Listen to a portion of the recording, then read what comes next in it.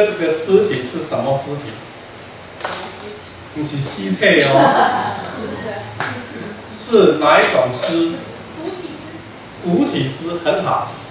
从哪一个朝代做婚姻？哪一个朝代做婚姻？唐朝。很好。骨体尸跟心体尸差在哪里？最大的落差在哪里？押韵。怎么押？这平这。骨体尸这样是这样吗？骨体诗是这样吗？骨体诗没有限制数，这样知道啊。然后它的句点一定要押印，这样懂吗？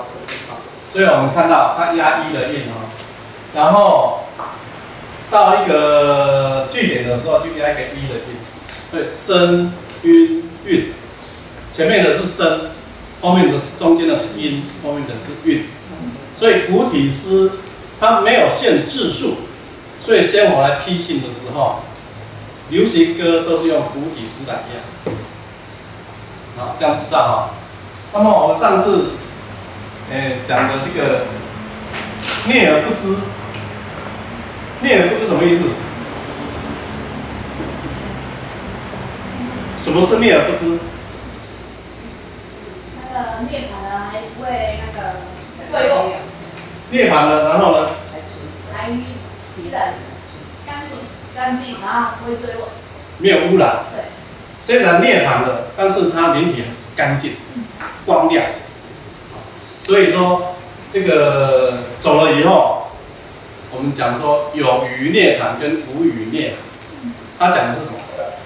无余涅槃，待业往生，有余涅槃。那所以在这个凡尘里面，尤其在第三期里面，第三期是比较复杂的时期。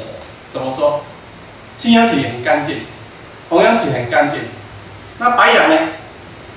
科技发达，资讯交通发达，然后经过人类的古代到现在的文明，哪一个地方没有战争？战争很多哦。大宝法王转世在哪里？深山的深山的深山，开车到那里换马，还要骑4天的马，才能到他出生地。干净的地方已经很少很少很少，所以白羊的地区，整个世界它都是污染的。那么在这种情况，古我批的信里面，它有讲到青阳的修行法吗？没有。讲到红阳的修行法吗？没有。它是白羊的修行法。那么修行要不要禅定？要。那么弥勒的禅定跟青阳、红阳差在哪里？为什么白羊期是弥勒当运？为什么？弥勒修唯识法。唯识法很好，有读书。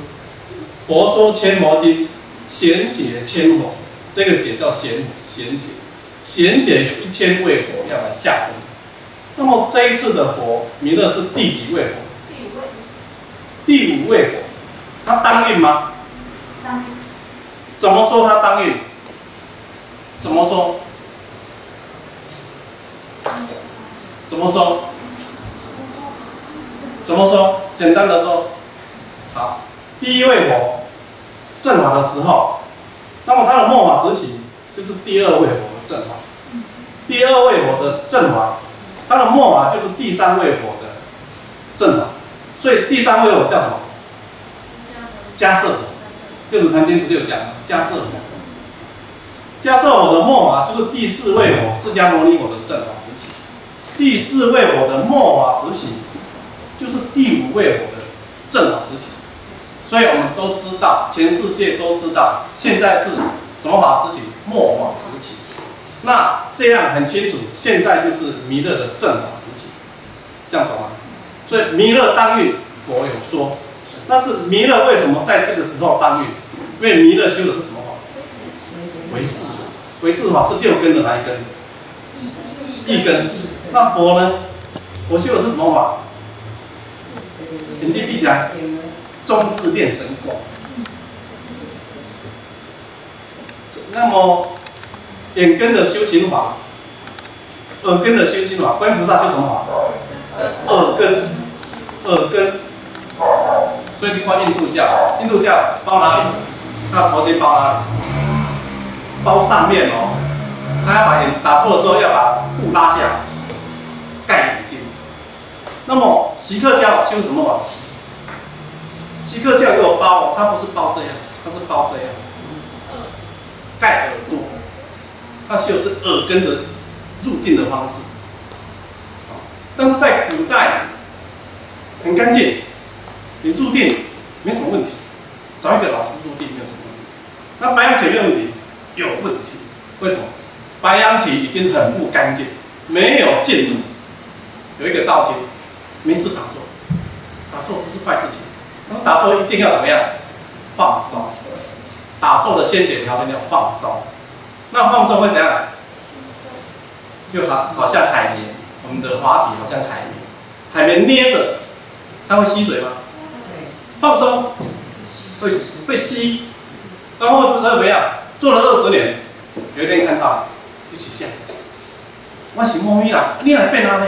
不认识，别人看他也不认识，变形了，变黑了，人的都变形，他自己不知道。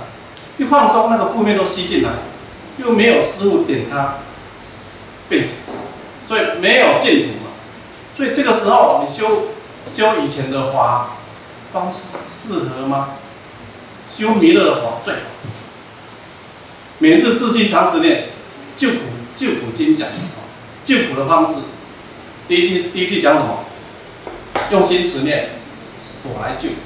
如果今年可以7超生。第二次再讲用心持念会怎样？有神通，神会障碍不会，神会通达不会障碍，神会通，对不对？第二句讲什么？每日自心常持念，三灾八难不来侵。为什么？只有弥勒的光，它是来往照下真言咒。弥勒修了什么？他是大圣菩萨，去了还要再来，不求了断，去了再来，去了再来，所以他不断烦恼。他这样去来照下真言咒，他修出来的力量，你跟我练，1、2、3、4，这个力量就给你。所以《天华印如记》讲什么？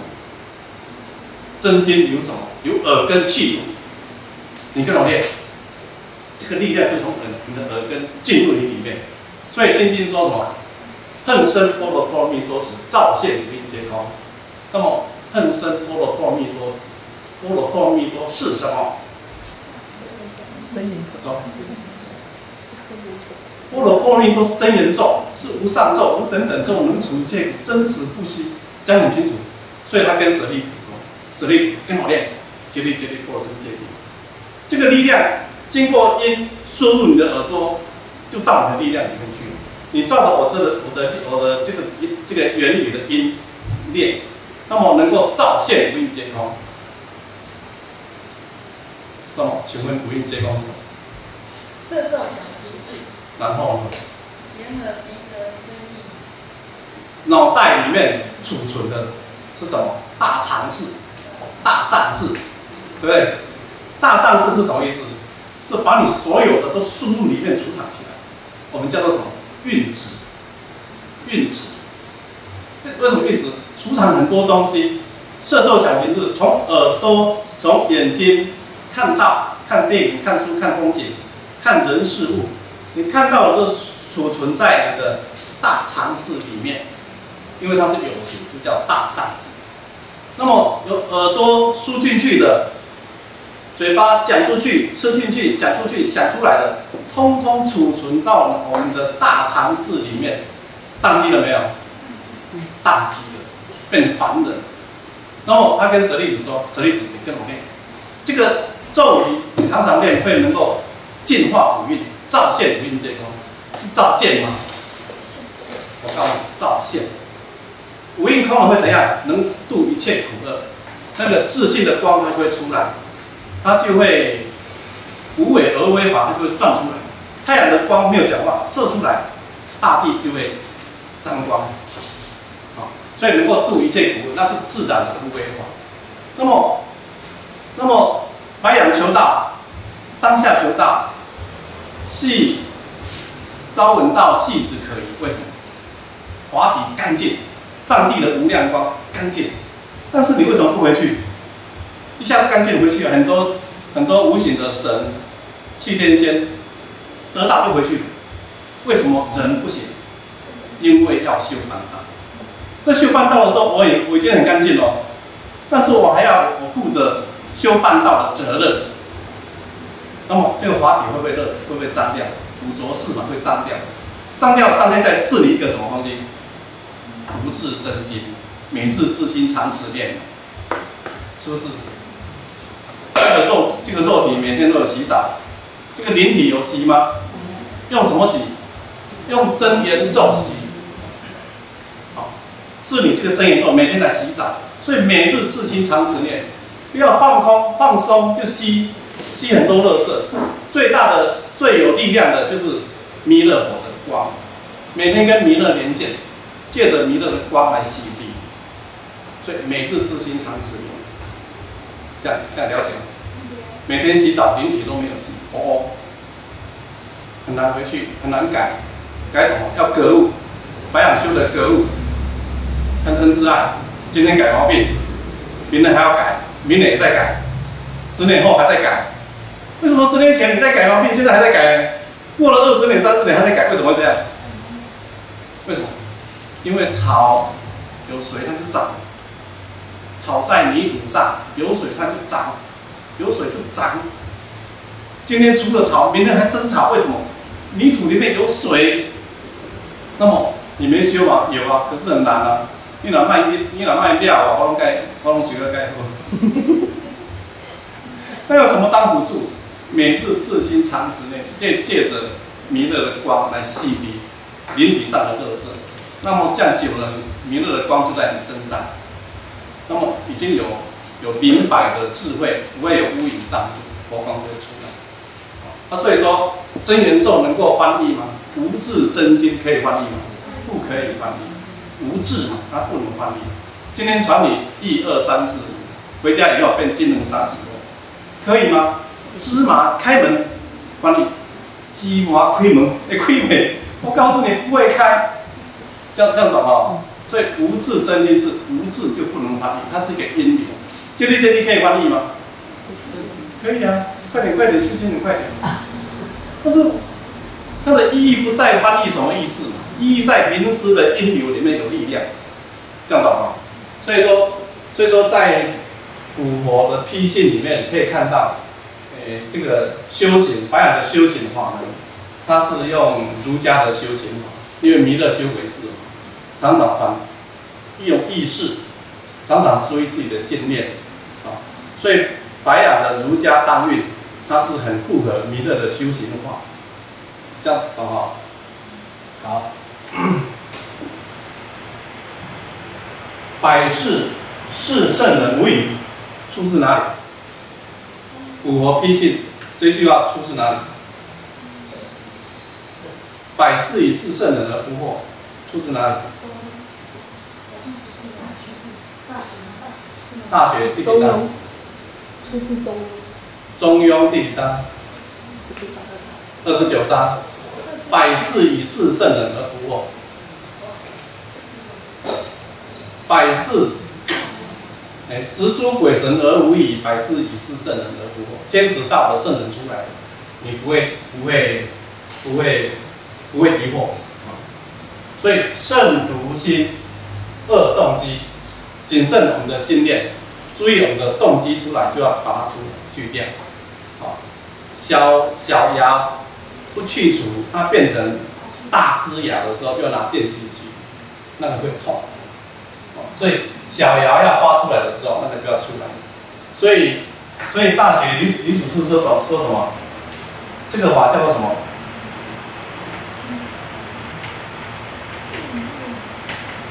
这个列是这样写吗？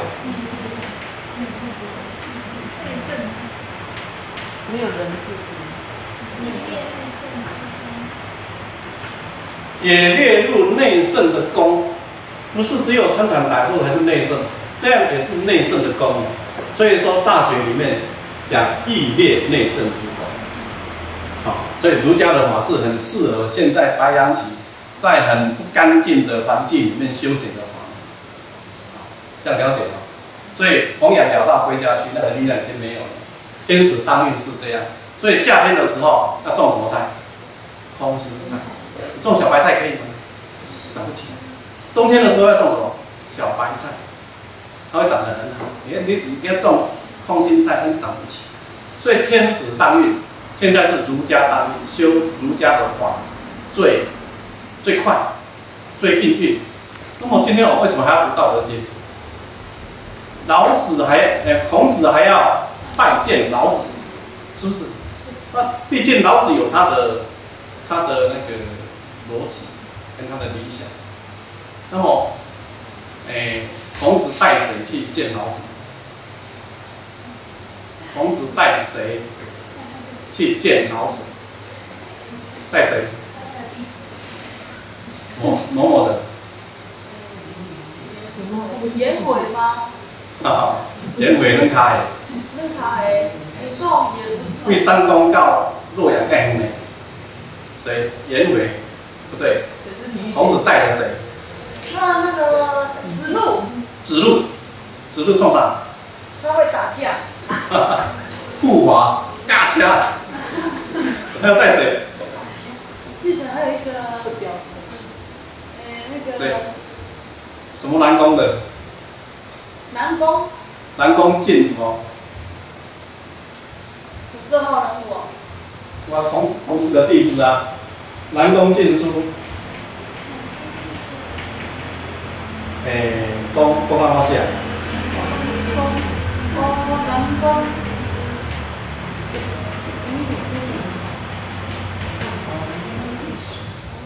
南宫进书，进是这个进吗？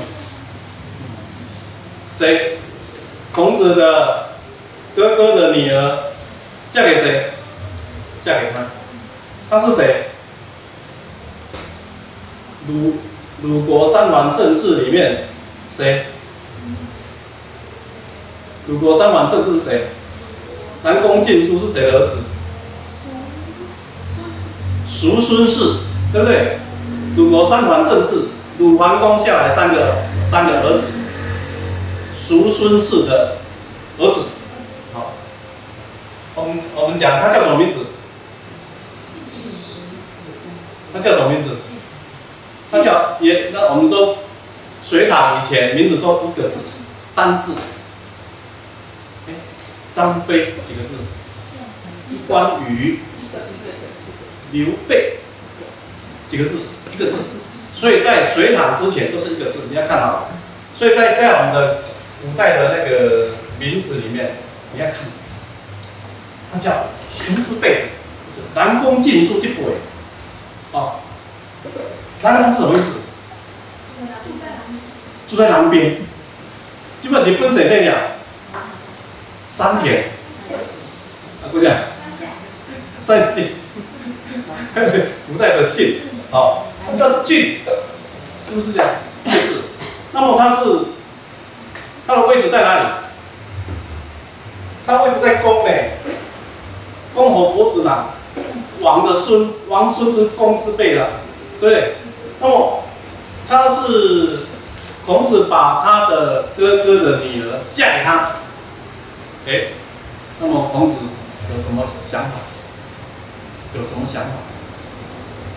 有私心的想法？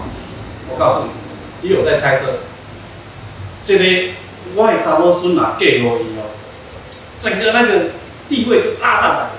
古代的种族气温很大，你信什么事的排在第一层，那个差别很大，种族落差很大。所以说，我这查某孙啊，嫁予伊，马上拉到一等的种族。第二，他是很优秀的学生，一概哥哥都是孔子的学生。所以孔子周游的时候，新台币从哪里来？那个时候不是用新台币，那个时候用鲁国的鲁币。那么新台币从哪里来？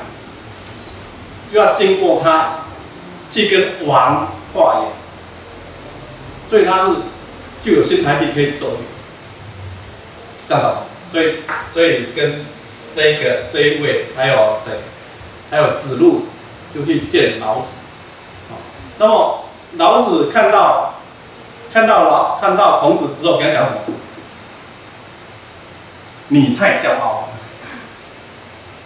你太骄傲，一宽。那么回来的时候，孔子讲什么？孔子讲老子是什么？神龙见首见尾，对不对？他的尾巴有多长看不到。那么老子，你们读老子到现在，老子是积极的还是消极的？善善若水呢？你觉得他是积极的还是消极的？哎，林人你觉得呢？他是消极的还是积极的？老子的思想建立在大宇宙的自然环境，它是观象，很典型的观象。那么你觉得他是积极还是消极？消极。但是天行健呢？天行健自强不息哦，君子以自强不息，它没有停呢，它是很强健的，一直循环，一直循环，万物欣欣向荣，一直升，一直升，一直走，一直走，没有停呢。地球多少年了？地球47亿年呢，它还在运转呢。天行健，那么老子的观象文化，你觉得它是消极的还是积极？积极的，因为它没有停过。上善若水，你可以吗？所以整个老子的思想，它就是根据天地的自然的道理在立的。所以我们在读老子的经典里面，你可以看开很多。蛙则云，落的所在，落后啊也满，水甲底满，悬的所在也放落来。有委屈伊就会圆满，曲则圆嘛。那是一个大自然的。所以咱后壁会讲到这段，等一下再看看，这整个老子大概的结构。所以上次我们读的，叫做什么？善所无关键。做好数的人，问数学的人，唔免什么话，关键就咱古早吼，一支插箍啊，才有一支空，这插箍为门遐穿过来，这门就拍袂开啊，迄叫做关键。善所无关键，真好数的人唔免关键，才哪会来饕餮。那么善计无筹措，做好计划人伊唔免计划，所以28年2次大战崩开，日本打中国打到哪里？老子的故乡，老子的故乡在哪里？河南省的哪里？鹿邑县，而那个老子的出生地建了一个纪念馆。那么日本兵呢，用大炮，蹦蹦几炮，20炮。崩哦，无崩，原封不动，咚，掉伫树啊，掉伫边，拢无崩。日本兵马上停，跪下来拜。那么战争完了，那些老兵回来，叩拜，免开嘛，善所无关键。所以老子伊讲较清楚，我免关，但是别安怎？善计无筹措，我做好计划人，你爱设计吗？免，所以老子无地主呢，耶稣才是地主，所以全世界出版上济发行版圣经，第二道德经，这全世界哦，老子一个人而已呢，他也没有计划，也没有弟子呢，发行版仅次于圣经，善计无筹措，免计划，那就是什么？修行的力量。所以说，我们今天读老子的书。你可以从心智上获得很多启示。好，我们今天正式上课。